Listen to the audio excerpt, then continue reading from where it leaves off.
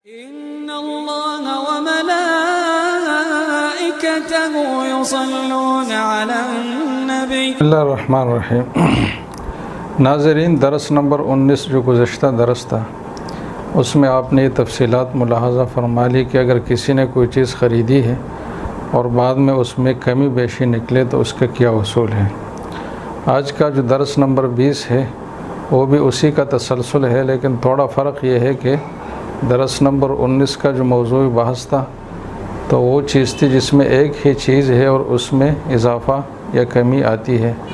मसलन किसी ने 100 किलो चीनी ख़रीदी है और उसमें कमी या बेशी आए नज़र, तो उसका क्या हुक्म है। आज के दरस का मौजू ये है कि एक चीज़ किसी ने ख़रीदी है और उसके मुख्तलिफ़ अफराद है, मुख्तलिफ़ इकाइयाँ हैं और उनमें कुछ अफराद कम हो जाए, कुछ ज़्यादा हो जाए। मसलन किसी ने एक ट्रक ख़रीदा है जिसमें तान है कपड़ों के, तो हर कपड़े का जो हर तान है ये एक फ़र्द है। तो अगर किसी ने एक ट्रक में 1000 तान ख़रीदे हैं और बाद में वो कम हो जाए या ज़्यादा हो जाए, या मसलन किसी ने एक रेवड़ ख़रीदा है बकरियों का और ये कहकर कि ये 100 बकरियां हैं मसलन, और बाद में वो कम हो जाए या ज़्यादा हो जाए। कोई शोरूम में चला गया और वहाँ गाड़ियाँ खड़ी हुई है, मुस्तअमल गाड़ियाँ, तो किसी ने उनमें से 10 गाड़ियाँ ख़रीद ली, बाद में पता चला कि शोरूम में जो गाड़ियाँ है वो 9 है या 11 है मसलन, तो ऐसी सूरतों में क्या हुक्म होगा। तो आज का मौजू ये है कि एक चीज़ के जब मुख्तलिफ़ अफराद और इकाइयाँ हों और उसकी ख़रीद व फ़रोख्त का मामला एक ख़ास मक़दार पर हो जाए और बाद में उस मक़दार से कमी या इजाफ़ा ज़ाहिर हो जाए तो इसका क्या हुक्म होगा। तो इसमें पहली सूरत यह है कि जिस चीज़ की ख़रीदारी हुई है अगर उसकी इकाइयाँ एक दूसरे से मुख्तलिफ़ न हों, मसलन एक ही फैक्ट्री के बनाए हुए तान किसी ने ख़रीदे हैं और वो तान भी एक ही कपड़े के हैं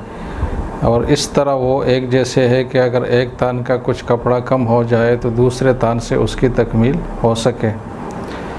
तो ऐसी सूरत में कि जब अफराद सब बराबर हो, एक जैसे हों,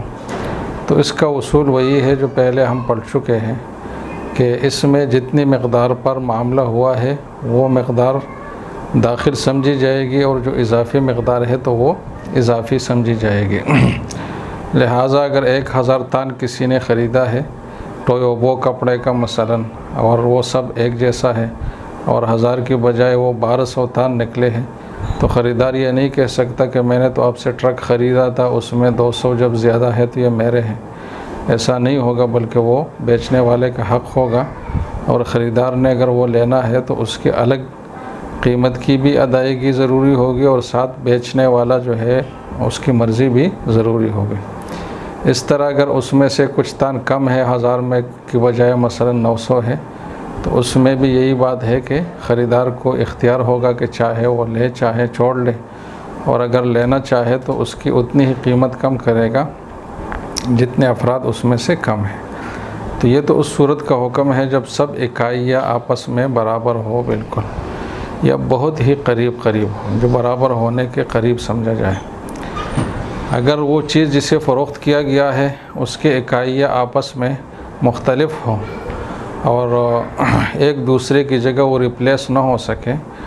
मसलन किसी ने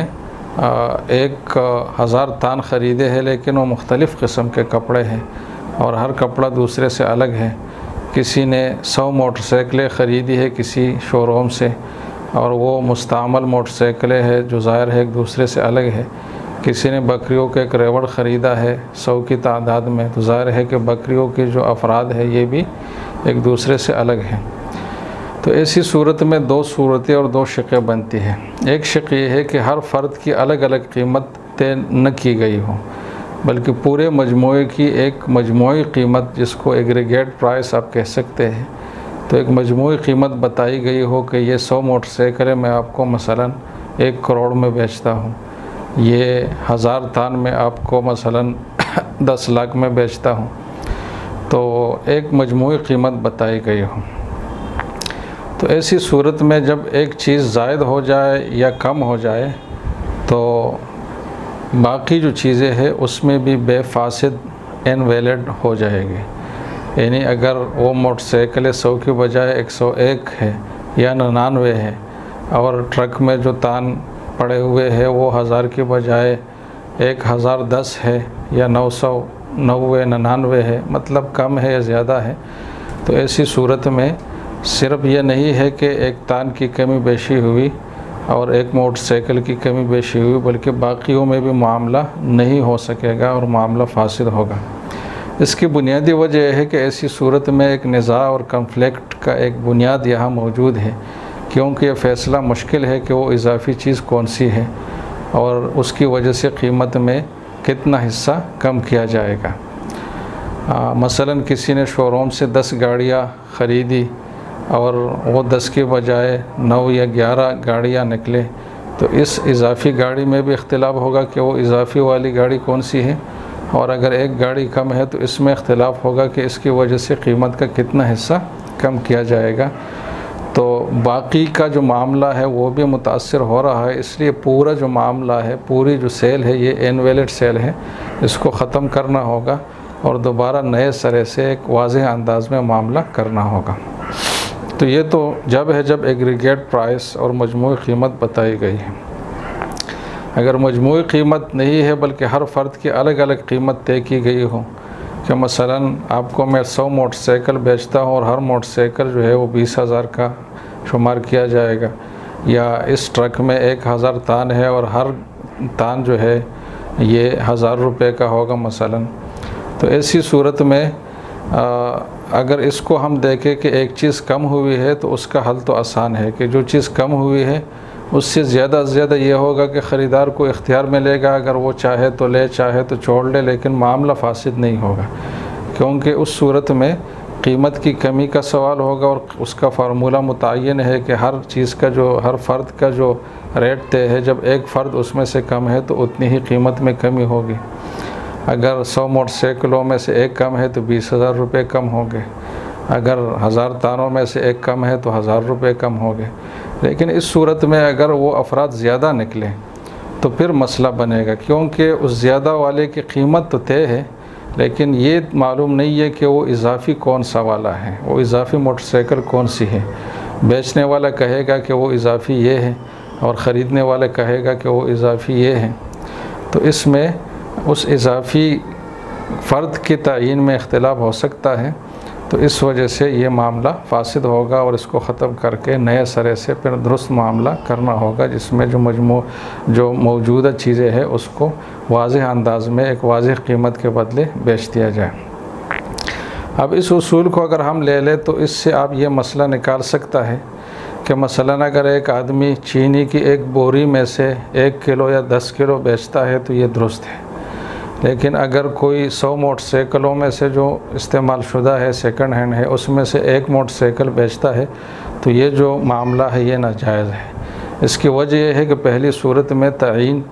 ये पहले से मौजूद है और उसकी ज़रूरत ही नहीं है, और दूसरी सूरत में वो जो एक मोटरसाइकिल की तयीन है तो उसमें कन्फ्लिक्ट मुमकिन तौर पर निज़ा इन फ़रीक़ैन का आ सकता है कि ये कहे कि ये वाला है और वो कहे कि वो वाला है। तो निज़ा का पाया जाना ज़रूरी नहीं है, उसका इम्कान काफ़ी है और इम्कान की बात यहाँ मौजूद है, इस वजह से ये मामला फासिद होगा। अब ये जो बातें हैं ये सिर्फ इस सूरत हाल की हद तक है, और जो भी फ़िक़ही मसला आप जब भी सुनेंगे तो वो सिर्फ उसी सूरत हाल की हद तक होगी जो सूरत मसला बताई गई है और बनाई गई है। अब इसी सूरत को अगर हम थोड़ा सा बढ़ा लें और ये हो कि जो इजाफ़ी मकदार निकली है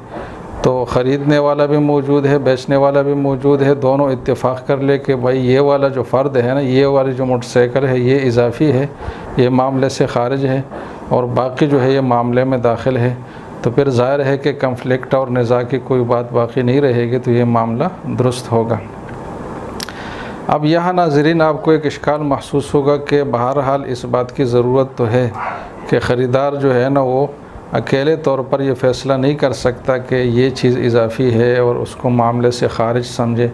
और बाकी चीज़ों को मामले में दाखिल समझकर इस्तेमाल करना शुरू करे, बल्कि उसमें जो फ़रोख्त कुनिंदा है, बेचने वाला है, उसकी मर्ज़ी और उसके फ़ैसले की भी ज़रूरत पड़ती है कि दोनों इत्तेफाक से तय कर ले कि ये वाला फ़र्द इजाफ़ी है। तो यह एक इश्काल पेश आ सकता है कि भाई बाज़ औक़ात आदमी एक चीज़ ख़रीदता है, मसलन किसी ने 10 मोटरसाइकिलें ख़रीदी है और 10 की बजाय वो 11 निकली, और जो बेचने वाला है वो दूर है कि उसके साथ बैठकर तस्फ़िया किया जाए। इधर ख़रीदार को ज़रूरत है ज़ाती इस्तेमाल के लिए या आगे बेचने के लिए, तो ऐसे में ख़रीदार क्या करे? वो इंतज़ार करे उसका जो बहुत ही मुश्किल मरहला है, या पूरी चीज़ को मस और टच न करे, तो ये भी मुश्किल मरहला है। तो ऐसी सूरत में एक दूसरा कौल मौजूद है, इमाम मोहम्मद रहमतुल्लाह की राय है, जो अगरचे आम हालात में मुफ्ताबिही नहीं है, लेकिन जब सख्त मजबूरी की हालत हो तो किसी मुफ्ती के मशवरे से उस पर अमल किया जा सकता है। और वो ये है कि ऐसी सूरत में ख़रीदार ही ये फ़ैसला करे कि वो जो इजाफ़ी चीज़ है वो ये है, यानी उसको अलग कर ले और बाकी को फिर इस्तेमाल में लाए, और ख़रीदार ही का फ़ैसला हरफ़ आखिर हो। और जब बेचने वाला एतराज़ करे तो ख़रीदार के पास ये उज़्र काफ़ी है